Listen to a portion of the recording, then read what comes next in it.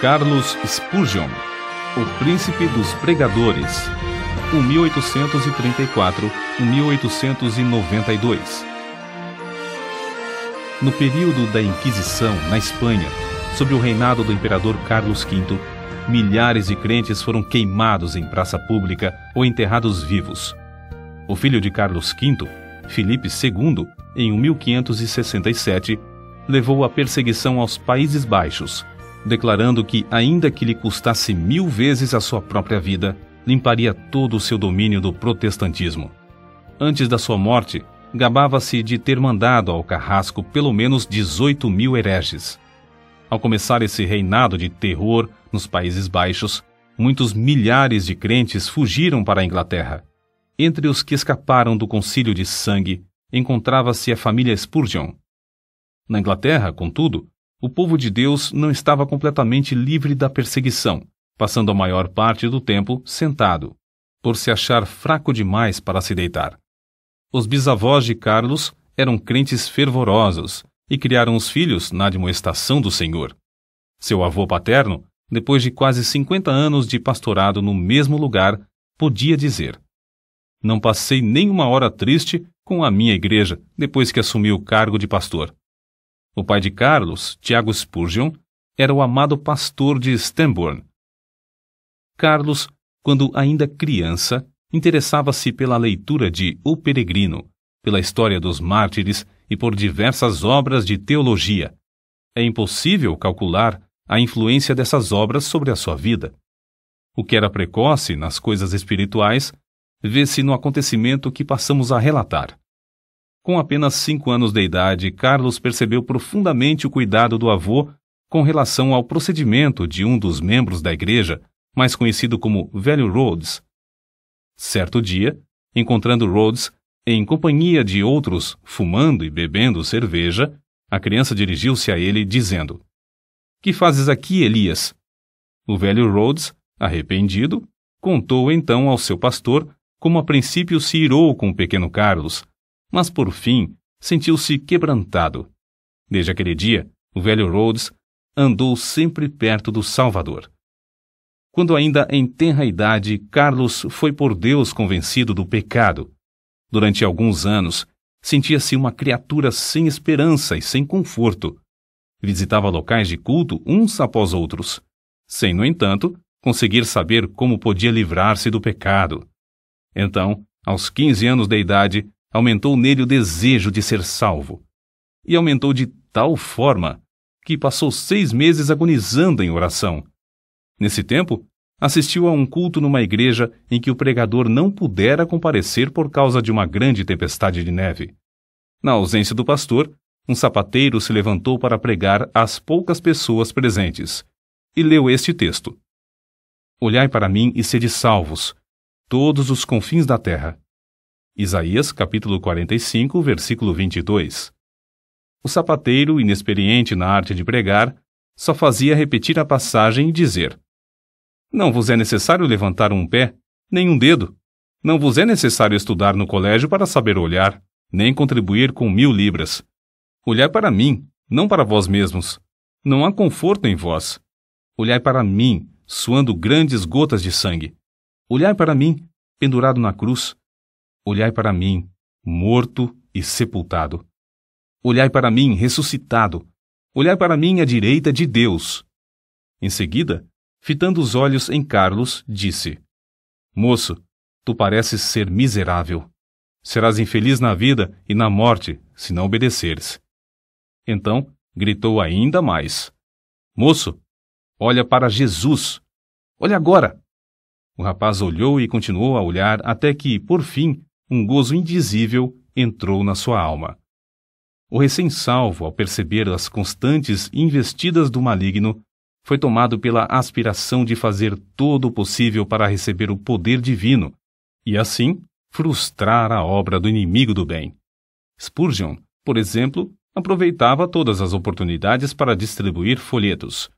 Também entregava-se de todo o coração a ensinar na escola dominical, onde alcançou de início o amor dos alunos e, por intermédio destes, a presença dos pais na escola.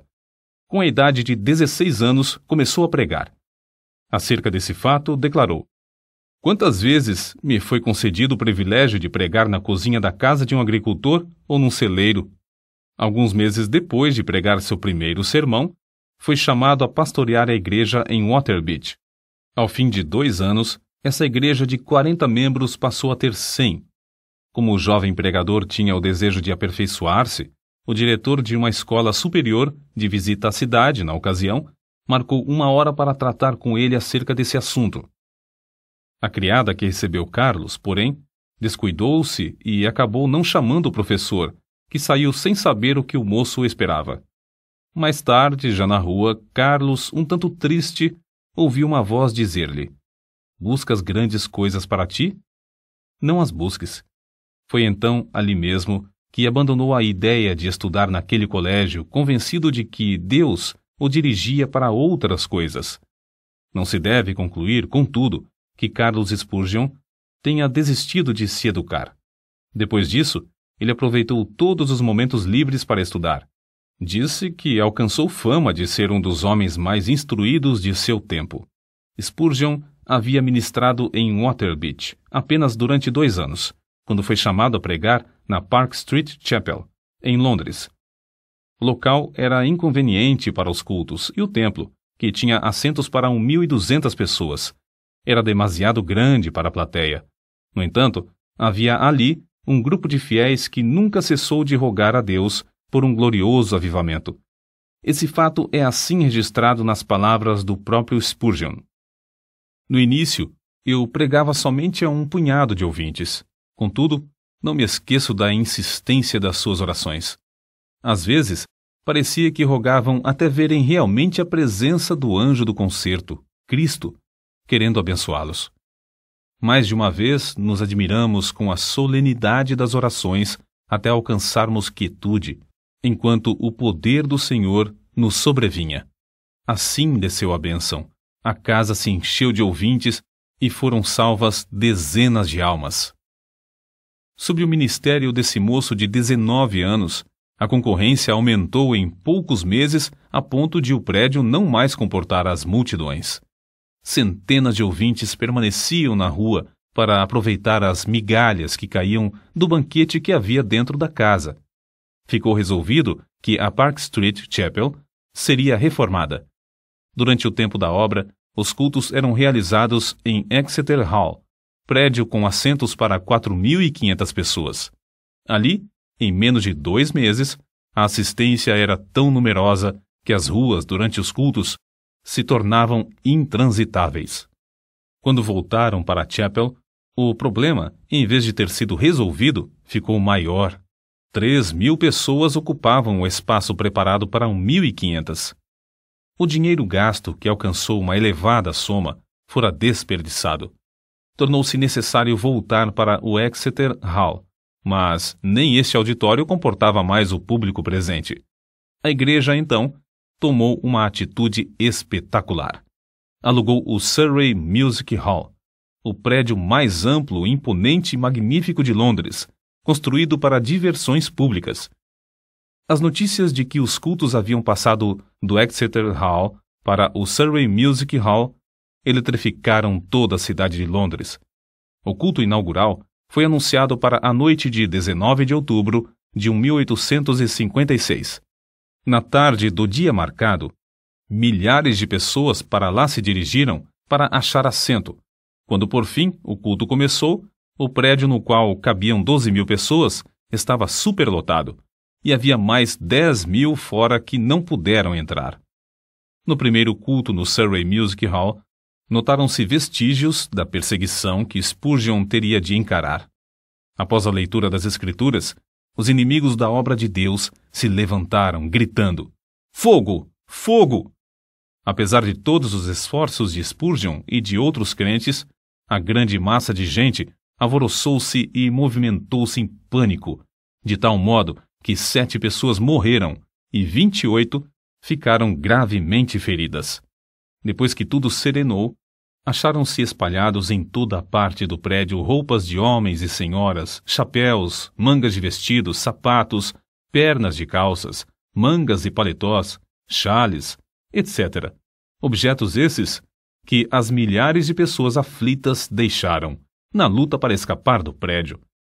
Spurgeon comportou-se com a maior calma durante todo o tempo da indescritível catástrofe, mas depois passou dias prostrado, sofrendo em consequência do tremendo choque.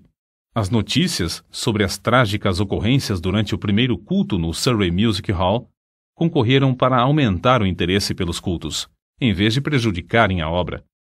De um dia para outro, Spurgeon, o herói do sul de Londres, tornou-se um vulto de projeção mundial.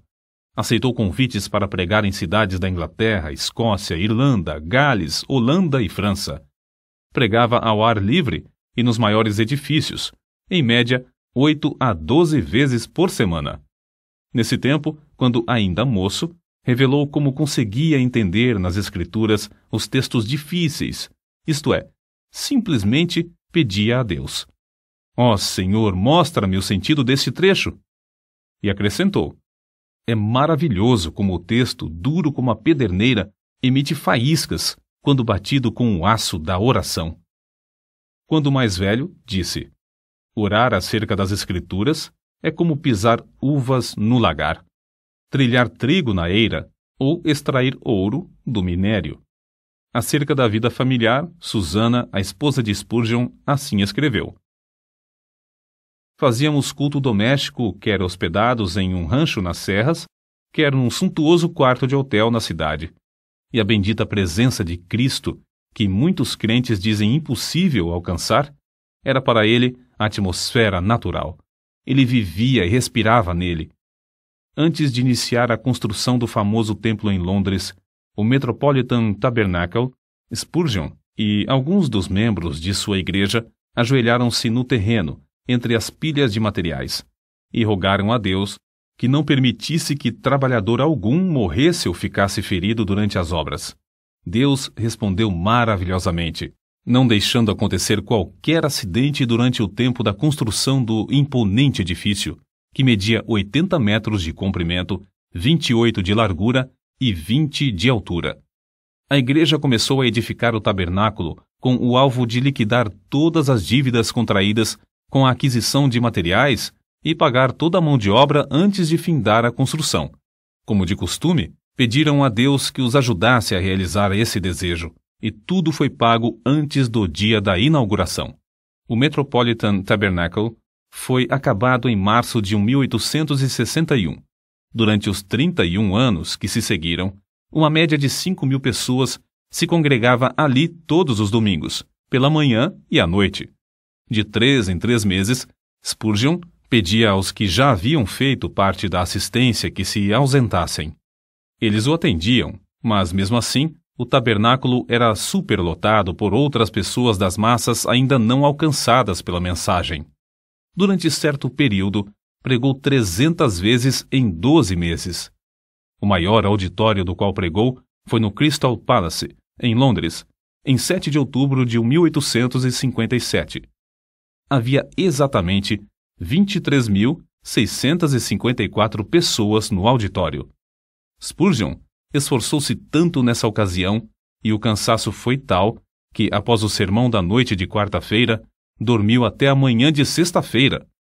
Todavia, não se deve julgar que era somente no púlpito que a sua alma ardia pela salvação dos perdidos. Também se ocupava grandemente no evangelismo individual. Nesse sentido, citamos aqui o que certo crente disse a respeito dele. Tenho visto auditórios de 6.500 pessoas inteiramente levadas pelo fervor de Spurgeon, mas ao lado de uma criança moribunda que ele levava a Cristo, achei-o mais sublime do que quando dominava o interesse da multidão. Parece impossível que tal pregador tivesse tempo para escrever. Entretanto, os livros da sua autoria constituem uma biblioteca de 135 tomos. Até hoje, não há obra mais rica de joias espirituais do que A Tesouraria de Davi, 7 volumes sobre os Salmos, escritos por Spurgeon.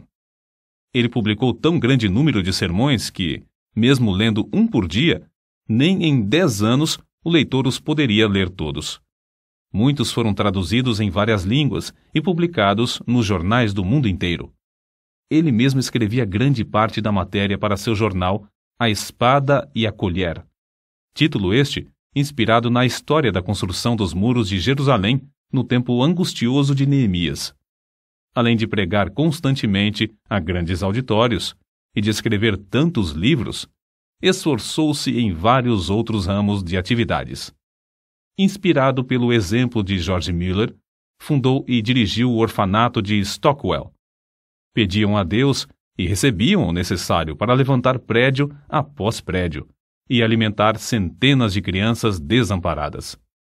Reconhecendo a necessidade de instruir os jovens chamados por Deus a proclamar o Evangelho e, assim, alcançar muito maior número de perdidos, fundou e dirigiu o Colégio dos Pastores. Esse trabalho foi marcado pela mesma fé em Deus demonstrada na obra de cuidar dos órfãos. Impressionado com a vasta circulação de literatura viciosa, formou uma junta de vendagem de livros evangélicos. Dezenas de vendedores foram sustentados e milhares de discursos feitos, além de muitas toneladas de escrituras e outros livros terem sido vendidos de casa em casa. Acerca de tão estupendo êxito na vida de Spurgeon, convém notar o seguinte: nenhum dos seus antepassados alcançou fama. Sua voz podia pregar às maiores multidões, mas outros pregadores sem fama gozavam também da mesma voz. O príncipe dos pregadores era, antes de tudo, o príncipe de joelhos. Como Saulo de Tarso, também entrou no reino de Deus agonizando de joelhos. No caso de Spurgeon, essa angústia durou 6 meses. Depois, assim aconteceu com Saulo. A oração fervorosa virou um hábito na sua vida. Aqueles que assistiam aos cultos no grande Metropolitan Tabernacle diziam que as orações eram a parte mais sublime dos cultos. Quando alguém perguntava a Spurgeon a explicação do poder na sua pregação, o príncipe de joelhos apontava para a loja que ficava sob o salão do Metropolitan Tabernacle e dizia: na sala que está embaixo, há 300 crentes que sabem orar. Todas as vezes que prego, eles se reúnem ali para sustentar-me as mãos, orando e suplicando ininterruptamente. Na sala que está sob os nossos pés é que se encontra a explicação do ministério dessas bênçãos. Spurgeon costumava dirigir-se aos alunos no colégio dos pastores desta forma: permanecei na presença de Deus. Se o vosso fervor esfriar, não podereis orar bem no púlpito. Pior com a família, e ainda pior nos estudos, sozinhos. Se a alma se tornar magra, os ouvintes, sem saberem como ou porquê, acharão que vossas orações públicas têm pouco sabor. Ainda sobre a oração, sua esposa deu este testemunho: ele dava muita importância à meia hora de oração que passava com Deus antes de começar o culto. Certo crente também escreveu a esse respeito: sente-se durante a sua oração pública que ele é um homem de bastante força para levar nas mãos ungidas as orações de uma multidão. Isto é a ideia mais grandiosa de sacerdote entre Deus e os homens. Convicto do grande poder da oração, Spurgeon designou o mês de fevereiro de cada ano no grande tabernáculo para realizar a convenção anual e fazer súplicas por um avivamento na obra de Deus. Nessas ocasiões, passavam dias inteiros em jejum e oração que se tornava mais e mais fervorosa. Não só sentiam a gloriosa presença do Espírito Santo nesses cultos, mas era-lhes aumentado o poder com frutos abundantes. Na sua autobiografia consta que, desde o começo do seu ministério em Londres, pessoas gravemente enfermas foram curadas em resposta às suas orações. A vida de Spurgeon não era vida egoísta e de interesse próprio. Juntamente com sua esposa, fez os maiores sacrifícios para colocar livros espirituais nas mãos de um grande número de pregadores pobres, e ambos contribuíam constantemente para o sustento das viúvas e órfãos. Recebiam grandes somas de dinheiro, mas davam tudo para o progresso da obra de Deus.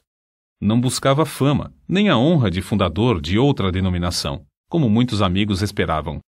A sua pregação nunca foi feita para sua própria glória, porém, tinha como alvo levar os ouvintes a Deus através da mensagem da cruz. Considerava seus sermões como se fossem setas e dava todo o seu coração empregava toda a sua força espiritual em produzir cada um deles. Pregava confiando no poder do Espírito Santo, empregando o que Deus lhe concedera para, abre aspas, matar, fecha aspas, o maior número de ouvintes. Charles Haddon Spurgeon recebia o fogo do céu estudando a Bíblia, horas a fio, em comunhão com Deus. Cristo era o segredo do seu poder. Cristo era o centro de tudo para ele. Sempre e unicamente Cristo. J.P. Freud disse: quando Spurgeon orava, parecia que Jesus estava em pé ao seu lado. As suas últimas palavras no leito de morte, dirigidas à sua esposa, foram: ó querida, tenho desfrutado um tempo muito glorioso com meu Senhor. Ela, ao ver, por fim, que seu marido passaria para o outro lado, caiu de joelhos e, com lágrimas, exclamou: ó bendito Senhor Jesus! Eu te agradeço o tesouro que me emprestaste no decurso destes anos. Agora, Senhor, dá-me força e direção durante todo o futuro. 6.000 pessoas assistiram ao culto do funeral. No caixão estava uma Bíblia aberta na passagem usada por Deus para convertê-lo. Olhai para mim e sede salvos, todos os confins da terra. O cortejo fúnebre passou entre centenas de milhares de pessoas postadas em pé nas calçadas.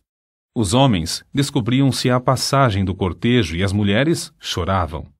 O túmulo simples do célebre príncipe dos pregadores no cemitério de Norwood testifica a verdadeira grandeza da sua vida. Ali estão gravadas estas humildes palavras: aqui jaz o corpo de Charles Haddon Spurgeon, esperando o aparecimento do seu Senhor e Salvador, Jesus Cristo.